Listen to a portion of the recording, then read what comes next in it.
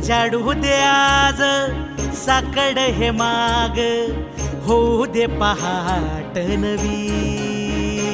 आता होऊन जाऊ दे साऱ्या जगाला पाहू दे, पडू दे पाऊल पुढं. जरी काट पाया खाली लाकड्याला येऊ दे, पडू दे पाऊल पुढं. मोठी लढाई र लढू मातीसाठी र गड्या, मनगटाच जोर लावून. दाटला जरी अंधार एकजूट होऊ आज, दिवा देऊ तेज धावून.